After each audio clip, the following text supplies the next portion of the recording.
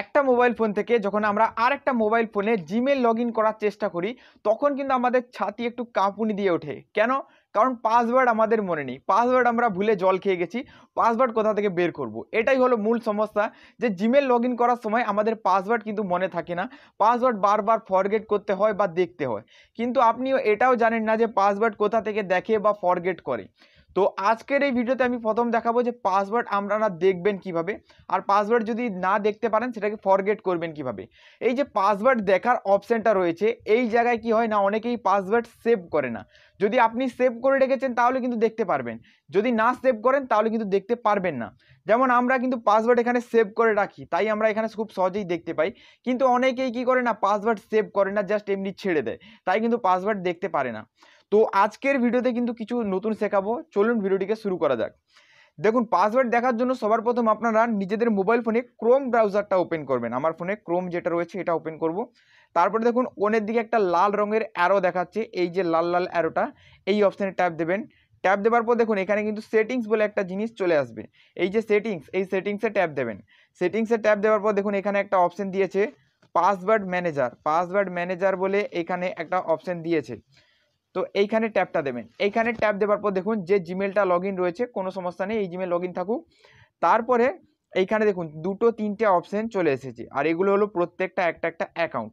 আচ্ছা, এগুলো কিসের অ্যাকাউন্ট? দেখুন ফার্স্ট রয়েছে এখানে একটা Facebook account, Google account and এটা কিসের একটা অ্যাকাউন্ট রয়েছে।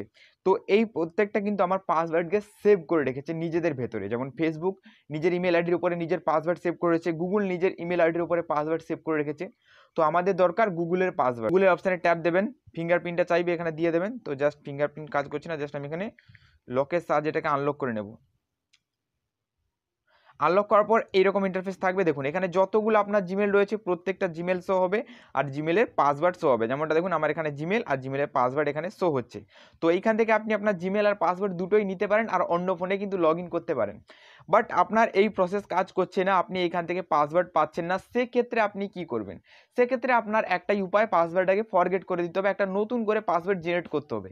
এবার বলবেন আমি নতুন পাসওয়ার্ড জেনারেট করতে জানি না, তো ডোন্ট ওয়ারি, আপনার ভাই আপনাকে শিখিয়ে দেবে আপনি এটা কিভাবে করবেন। এর জন্য জাস্ট আপনি আপনার ফোনের প্লে স্টোরটা ওপেন করবেন। মোবাইলে প্লে স্টোর প্রত্যেকটা ফোনেই রয়েছে, জাস্ট প্লে স্টোরটাকে এখানে ওপেন করে নেবেন। ওপেন করার পর দেখুন কোণেতে আবার সেই প্রোফাইলের লোগো পাবো, এইখানে ট্যাপ দেবো। ট্যাপ দেওয়ার পর দেখুন এই অ্যারো বাটন একটা এখানে দেখাচ্ছে, এই দেখুন এই যে অ্যারো বাটনটা, এইখানে ট্যাপ দেবেন। ট্যাপ দেওয়ার পর এইটা সুইচ করা অ্যারো বাটন, এইখানে যতগুলো আইডি আছে প্রত্যেকটা জিমেল আইডি আপনার চলে আসবে। যেটার পাসওয়ার্ড ফরগেট করতে চান ওইটা এখানে চুজ করবেন। দেন আমি আগেরটারই ফরগেট করতে চাই, তো এইটাই আমি চুজ করব। চুজ করার পর আবার এই প্রোফাইলের অপশানে ট্যাপ দেবেন। ট্যাপ দেওয়ার পর দেখুন এখানে আবার একটা option manage your Google account বলে এখানে যে লেখাটা রয়েছে এইখানে ট্যাপটা দেবেন। ট্যাপ দেওয়ার পর এরকম ইন্টারফেস চলে আসবে, আপনি আপনার জিমেল দেখতে পাবেন। ইন্টারনেট কানেকশনটা অবশ্যই অন করে নেবেন এইখানে। তারপর এখানে সিকিউরিটি বলে যে অপশানটা দিয়েছে দেখুন, এখানে কিন্তু ইনফরমেশন ডেটা অ্যান্ড সিকিউরিটি, এইখানে যে অপশান সিকিউরিটির অপশানে ট্যাপ দেবেন। সিকিউরিটির অপশানে ট্যাপ দেওয়ার পর দেখুন এখানে একটা অপশান চলে আসবে পাসওয়ার্ড বলে, তো এই পাসওয়ার্ডের অপশানে ট্যাপ দেবেন। তো এখানে ট্যাপ দেওয়ার পর এখানে একটু হালকা লোডিং নিচ্ছে, লোডিং নেওয়ার পর কিন্তু এইরকম ইন্টারফেস চলে এসছে। এবার এখানে আপনার জিমেল শো হবে, আর এখানে চাইবে আপনার পাসওয়ার্ড, কিন্তু পাসওয়ার্ড ভাই মনে নেই, পাসওয়ার্ড কিভাবে দেবো? তো এখানে নিচে আবার একটা অপশান দিয়েছে, সেটা হলো ফরগেট পাসওয়ার্ড, যেটা আমরা করব। তো জান ফরগেট পাসওয়ার্ডের অপশানে ট্যাপ দেবো। ট্যাপ দেওয়ার পর এখানে আবার কন্টিনিউর অপশান যেটা রয়েছে, এই যে কন্টিনিউ অপশান, এইখানে ট্যাপ দেবো। দেন এখানে ট্যাপ দেওয়ার পর এবার এখানে ফিঙ্গারপ্রিন্ট চাইবে, তো ফিঙ্গারপ্রিন্ট আমি জাস্ট এখানে দিয়ে দেবো। ফিঙ্গারপ্রিন্ট দেওয়ার সাথে সাথে কিন্তু এখনো লোডিং নিচ্ছে, কারণ এখানে গুগলের কাজে কিন্তু একটু লোডিং নেয়। তারপরে দেখুন এখানে বলছে new password, confirm new password. এবার এখানে আপনি একটা নতুন করে পাসওয়ার্ড লিখবেন, ওই পাসওয়ার্ডটা এখানে আবার ঘুরিয়ে লিখবেন, তারপরে চেঞ্জ যে পাসওয়ার্ডের অপশন রয়েছে এখানে ট্যাপ দিলেই কিন্তু পাসওয়ার্ড পরিবর্তন হয়ে যাবে।